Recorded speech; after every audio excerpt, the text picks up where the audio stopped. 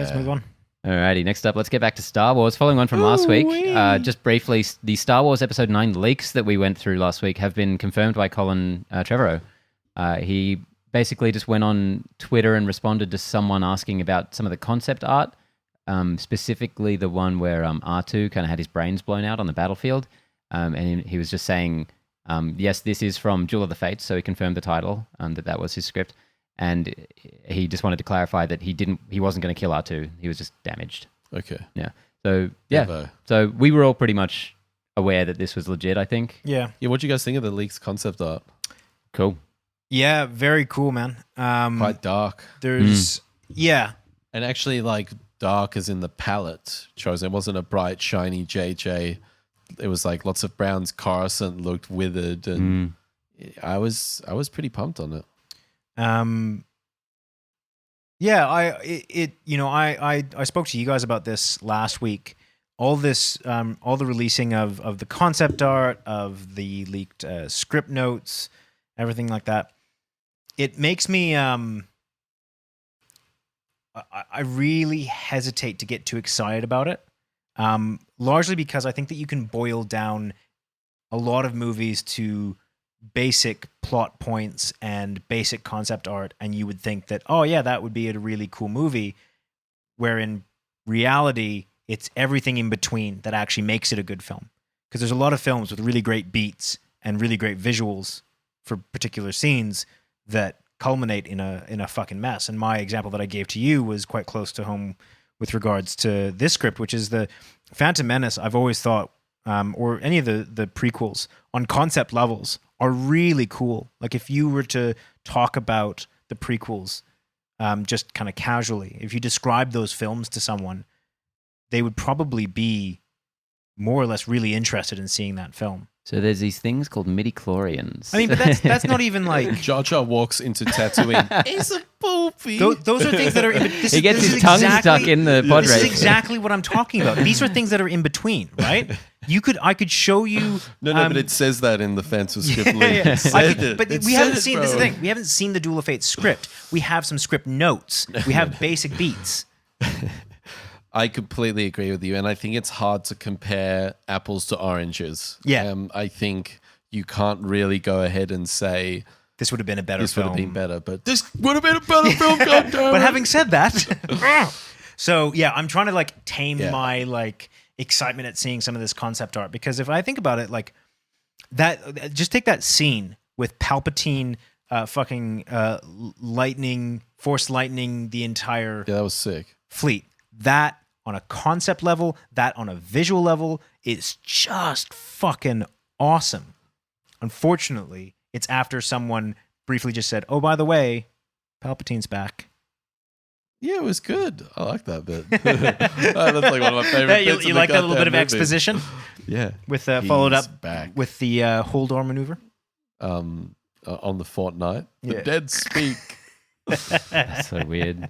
It's times we're living in. Yeah. That was a writer giving up. That was honestly, you could just tell that was the end of the day, and someone was like, "Fuck it." That was Kathleen Kennedy inking a deal, being like, "If this does another Solo, 400 million, at least we got this Fortnite money in the background." Fucking hell. We got some more Star Wars news. We do. So we found out just a little bit after recording last week, I think, that Obi-Wan series writer Hussein Amini is reportedly no longer attached to the project, as Disney wishes to overhaul the scripts. Now, this kind of exploded on the internet from every level. Is one word for it. Saying, ranging from like the series is gonna meet its due date, it's fine, they're just pushing back shooting, to it's cancelled and Kathleen Kennedy, all Star Wars is over forever. Ewan McGregor has actually come in and talked about the rumors on the Birds of Prey kind of press tour. He said it just slipped to next year, that's all. Instead of shooting this August, they just want to start shooting in January, that's all. It's nothing more dramatic than that. Then he follows up with another one. I think the scripts are great. They're in really good shape. They want them to be better. I think we keep our same air date. All good. So this could be anything from damage control to him being completely honest and not knowing what's going on behind the scenes necessarily, to everything kind of just being okay. Yeah.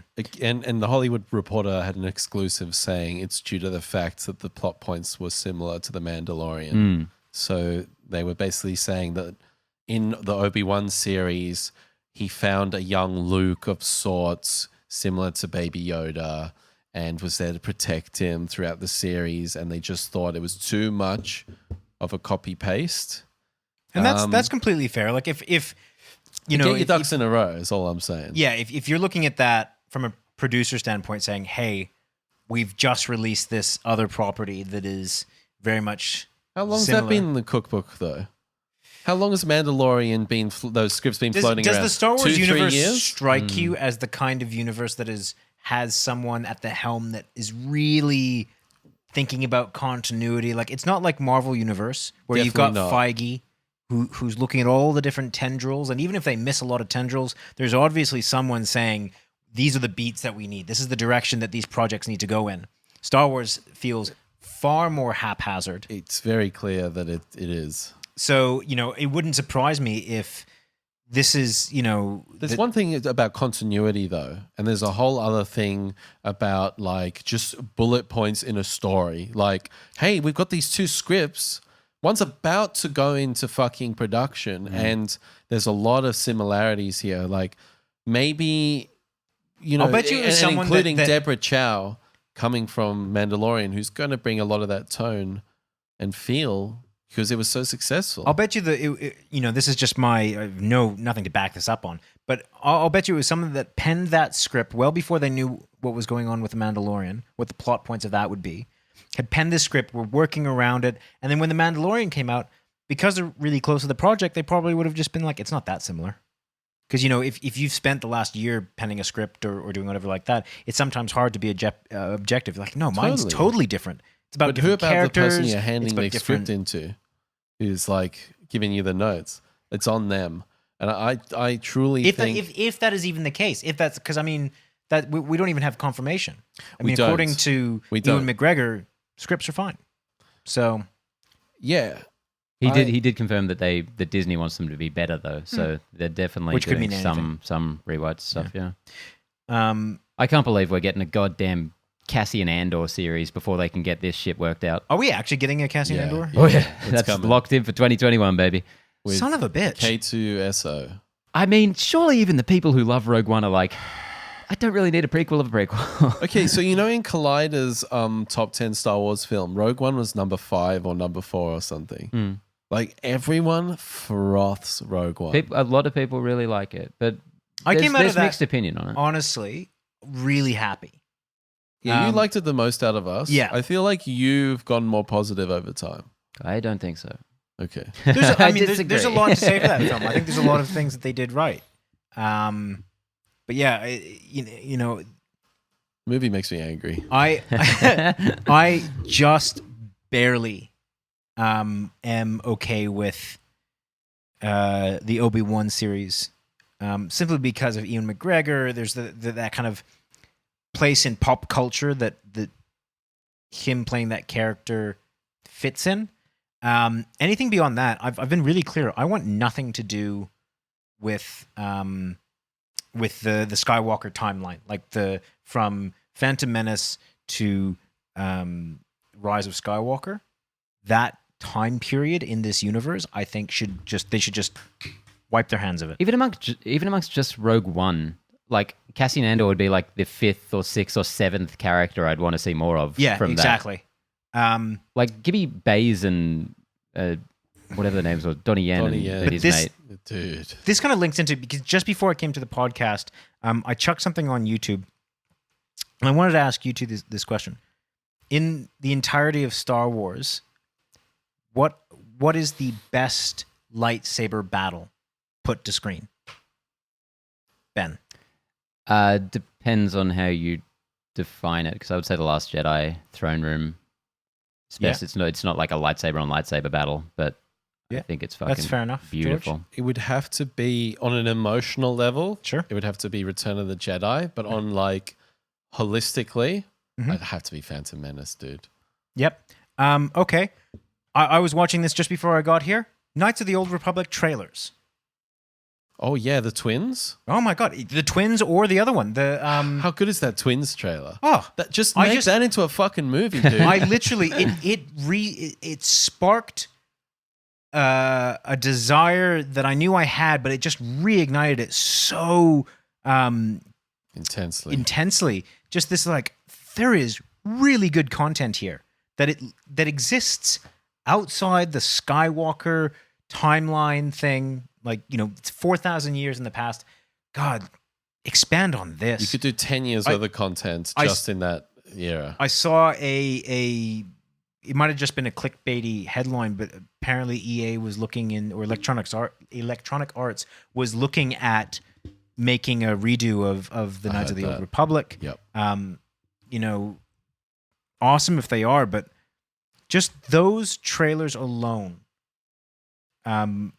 feel more Star Wars than any of these like it feels more Star Wars than The Mandalorian, and I know everyone loves that, and I love The Mandalorian, but I would happily fuck off every single season to come of Mandalorian if it meant that people could work on that project, Knights of the Old Republic project, as a TV series or as a movie.